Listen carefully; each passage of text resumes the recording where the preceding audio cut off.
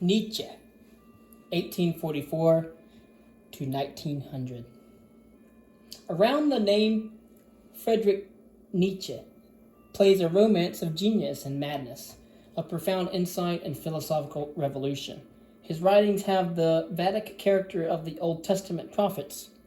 Deliberately so, his longest book, Thus Spake Zarathustra, is cast in the form of a revelation brought down from the mountains by a seer. It does not impugn the originality and power of Nietzsche's thought to say that he was a dramatist of ideas much as a philosopher. Indeed, in utterance, in appearance, and in biography, he is the paradigm of thinker as lightning flash, deliberately shocking those who encounter him either into outrage or into a different way of thinking. Nietzsche was born near Leipzig in Saxony, the son of a Lutheran pastor who died of a brain disease in his mid-30s, when Nietzsche was aged 5. He had a brother who died in infancy and a sister, Elizabeth, 2 years younger, who came to play a significant role in his latter reputation. Because his father had been a state employee, pastors were on the public payroll. Nietzsche was given a scholarship to the prestigious school at Nuremberg. There he studied classical and modern languages and music, fell in love with the little-known poetry of Friedrich Hölderlin, and first came to hear of Richard Wagner. At Bonn University, he studied theology and philology, at first thinking of becoming a pastor. To the great disappointment of his mother and sister, he lost his faith as a result of reading David Strauss's Life of Jesus and Ludwig Feuerbach's The Essence of Christianity. Instead, he devoted himself to classical philology as a student of Professor Friedrich Ritschl at Leipzig University, and there acquired a passion for philosophy as a result of reading Schopenhauer's World as Will and Representation. In 1867, Nietzsche volunteered for a year's service with a Prussian artillery division. He was a good horseback rider, which in the eyes of his superiors was the chief qualification for being an officer. This might have been his fate had he not had an accident while leaping onto his horse one day, serious enough to invalid him for many months. He therefore returned to his studies and soon afterward met Richard Wagner and his wife Cosima, who were to exert a great influence on him. Nietzsche's teacher, Professor Ritschl, held him in high esteem and helped him secure the chair of classical philology at Basel University in 1869 at the amazingly young age of 24, even before he had been awarded a doctorate. At Ritschl's instigation, the University of Leipzig gave Nietzsche an honorary doctorate to somewhat regularized matters. Nietzsche's inaugural lecture was on Homer, though the dissertation he had been writing but never finished was an examination of the sources used by Diogenes for his Lives of the Philosophers. Richard and Cosima Wagner lived not far away at Lucerne, and he became a regular visitor at their house where they were meeting Franz Liszt, another composer, among others. At Basel, Nietzsche became acquainted with the great historian of the Renaissance, Jacob Burckhardt, and with two others who exercised an influence on his thinking, the theologian Franz Overbeck, who remained a lifelong friend, and a Russian philosopher called African Speer. During the Franco-Prussian War of 1870-71, Nietzsche served as a medical orderly in the Prussian army, falling ill in the harsh conditions of the war zone and perhaps contracting syphilis at a brothel frequented by troops. This is hypothesized as the source of the ill health that was his chronic lot thereafter and his madness in the last decade of his life. General paralysis of the insane being a consequence of the syphilitic infection. In 1872, Nietzsche published The Birth of Tragedy, his first book.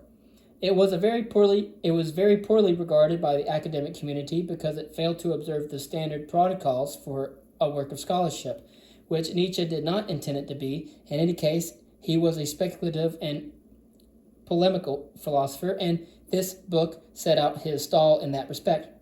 He tried to transfer to the philosophy faculty, but without success. During the early part of the 1870s, he wrote the essay published in book form as Untimely Meditations, including one on Wagner, though by 1876 his admiration for Wagner had begun to cool because he was surprised and disappointed by what he saw as the false glamour of the Bayreuth Festival and Wagner's self-promotion. In 1879, too ill to maintain his teaching duties at Basel, Nietzsche retired. He had just published a book of aphorisms entitled Human, All Too Human, and now took himself to Italy and the south of France in the wintertime, and to Sils Maria in the Alps in the summers, devoting himself to writing. Between 1879 and 1888, he produced a series of major works: Daybreak in 1881, The Gay Science in 1882, Thus Spake Zarathustra in 1883, Beyond Good and Evil in 1886, The Genealogy of Morals in 1887, Twilight of the Idols, The Case of Wagner, Ecce Homo, The Antichrist, and Nietzsche contra Wagner, all 1888, together with draft materials for a book he proposed to call The Will to Power. In these years, he was assisted by a secretary, Peter Gast, pseudonym of Jonathan Heinrich Kohlslitz, who was partly subsidized by Nietzsche's friend Paul Rie. Rie and Nietzsche both fell in love with the same woman, the vivid and gifted Lou Andreas Salome, writer and later psychoanalyst and friend of Freud. Nietzsche proposed marriage to her a number of times, but his relationship with both her and Rie ended in bitterness as a result of her preference for the latter.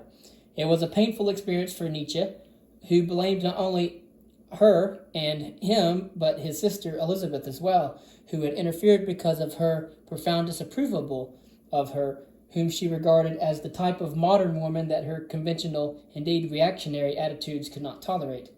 Nietzsche and Elizabeth had a difficult relationship at the best of times, but after this debacle, he said that he felt a genuine hatred for her. Elizabeth later came to have a malign influence on Nietzsche's reputation in framing him as a sort of Nazi after his madness and death. She had married a zealous proto-Nazi called Bernhard Forster, who had taken a group of blonde, blue-eyed Aryans to South America to breed a master race, a plan foiled by the almost immediate deaths of all of them from tropical diseases. Forster himself committed suicide in despair, Elizabeth adopting the name Frau Forster Nietzsche, edited and published her brother's work to give them the anti-Semitic, nationalistic, Nazi-anticipating twist she desired. But Nietzsche was empathetically against anti-Semitism and nationalism, and his doctrines were not political but ethical in ways described below. Partly as a result of falling out with his publisher Ernest Schmeitzner over Schmeitzner's anti-Semitism as it happened, and partly because his book sold hardly a copy, Nietzsche began publishing at his own expense. He printed 40 copies of the final volume of Zarathustra and gave them away to friends and acquaintances. All through the final decades of his life, a rich, productive one, he kept thinking and writing at a furious rate.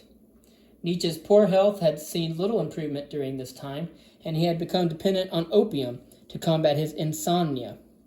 By late 1888, he was concerning his friends because of the wild letters he sent them, and his claims to be descended from Polish nobility, whose aristocratic virtues had descended to him despite, he said, the interference of 4 generations of German mothers.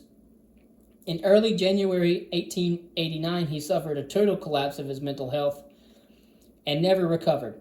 He lived under the care of his mother and sister, incapacitated by madness, and also in the very final years by a series of paralyzing strokes until his death in 1900. It is said that what finally tipped him into insanity was seeing a horse being mercilessly beaten by its driver. He rushed to protect the animal, throwing his arms about its neck and sobbing.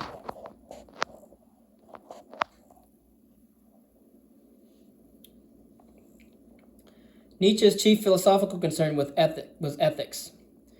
and very much as it was understood by the philosophers of antiquity, namely as an answer to the questions, what sort of person should I be? How should I live? What values should shape and guide my choices, my aims, my life? These questions are different from questions that are more narrowly about morals as such. What makes an action right or wrong? What are the principles of morality? It might come as a surprise to some to see that ethics and morals, although of course intimately connected, are distinguishable in this way. Ethics is a more inclusive matter than morality. It concerns character, whereas morality concerns actions. Our actions will mainly, of course, flow from our character, but the targets of an inquiry in ethics, seeking answers to what sort of person shall I be, and in debates about morality, what is the right thing to do in this case, are obviously not the same.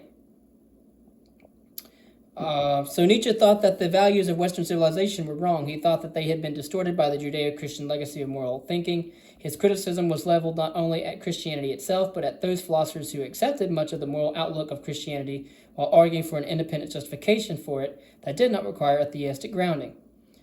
So he did not like non-Christians who behaved like Christians, in a sense. Accordingly, his announcement in The Gay Science that God is dead was not just an atheistic assertion, but a declaration that everything built on the foundations of theism had collapsed. If the entire culture and civilization founded on Christianity no longer has any basis, then a revaluation of all values is necessary. The confusion and anxiety of life among the ruins of the demolished order are exasperated by realizing that the order not only had no foundation, but was actually harmful. Its morality undermined, indeed perverted, what humanity could be. Putting this right is not an easy matter, Nietzsche said, but it has to be done. The first step is to understand what has happened. This is outlined in the genealogy of morals. It was once the case that what was good was determined according to the self-evaluation of the noble, high-minded, and powerful members of society, and what was bad was associated with their opposites, the low-minded, the vulgar, and the plebeian. But this order was upended by a slave revolt prompted by resentment and the good-bad contrast predicated on the aristocratic view that was replaced by a new contrast between good and evil. Pride becomes a sin. The good are those who are humble, meek, and suffering, precisely the lot of those who had suffered enslavement or exile. It is good to be compassionate and to have pity. Self-denial and sacrifice are virtue. Nietzsche calls them unegotistic virtues, so different from the assertion of the ego, which is a noble virtue.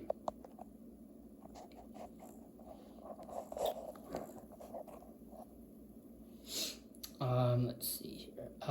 In the Antichrist, he indicates the value system that he opposes to the slave morality introduced by the Judeo-Christian tradition by asking, what is good?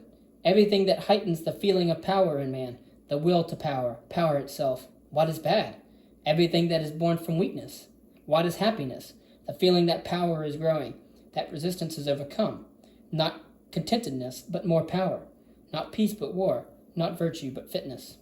Nietzsche's sister Elizabeth Forster Nietzsche was able to make good use of such passages, which, if misread, yield a sinister interpretation indeed.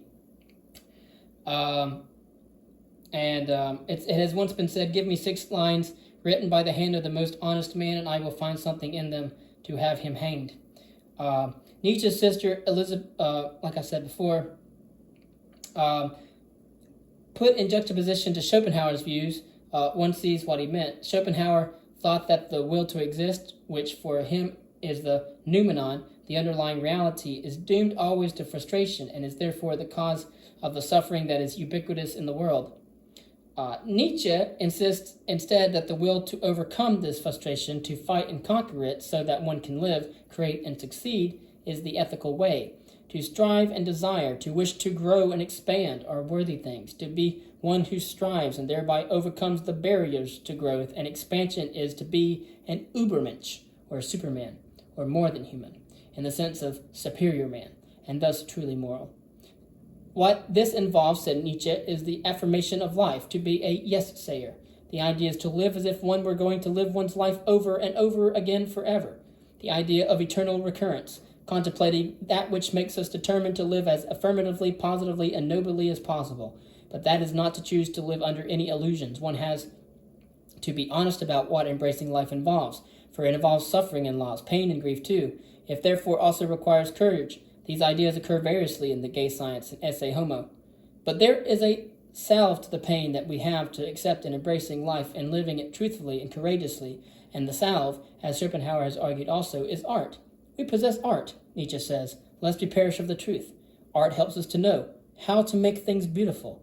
As either creators or enjoyers, as the latter we can be poets of our lives and give ourselves satisfaction in style, treating our own lives as a creative work and giving it aesthetic value as part of its ethical character.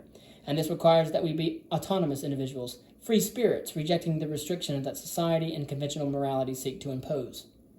Nietzsche did not present his views systematically, but through polemics and the use of tropes such as the contrast between attitudes to life and art represented respectively by Apollo and Dionysus.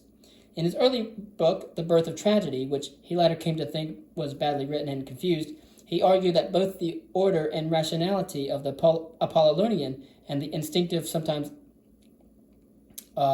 chaotic nature of the Dionysian are essential for drama. Indeed, that the tension between them is the source of all art, whereas Aeschylus and Sophocles represent the high point of that fruitful tension. Euripides and Socrates emphasized the Apollonian over the Dionysian, rationality over feeling, and thus brought the great age of Greek culture to an end. And that's why he didn't really like Sophocles or Socrates. He didn't like Plato either. But anyways, I can see his point though. Some commentators see nihilism as the center of Nietzsche's philosophy. In light of the affirmation and eternal recurrence themes, it is clear that he was not himself a nihilist. Rather, he attacked both nihilism and pessimism as outcomes of the loss of faith in traditional theism-based morality when nothing is put in its place. The higher species is lacking, i.e. those who, in inexhaustible fertility and power, keep up the faith in man, he wrote. The lower species, herd, mass, society, unlearns modesty and blows up its need into cosmic and metaphysical values. In this way, the whole of existence is vulgarized. Insofar as the masses dominate, it bullies the exceptions, so they lose their faith in themselves and become nihilists. End quote. His recognition of the problem that results from repudiating traditional values wholesale is precisely what makes thinkers like Heidegger see him as a nihilist. But that misses his point. He does not devalue all values, but revalues them.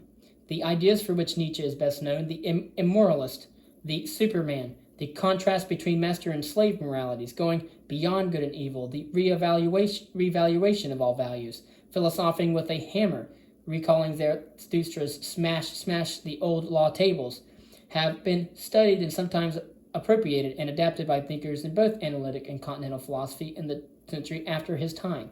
As often happens with fertile and original thinkers, Nietzsche's richly interesting views are open to anyone from any tradition of thought as a target for study and reflection.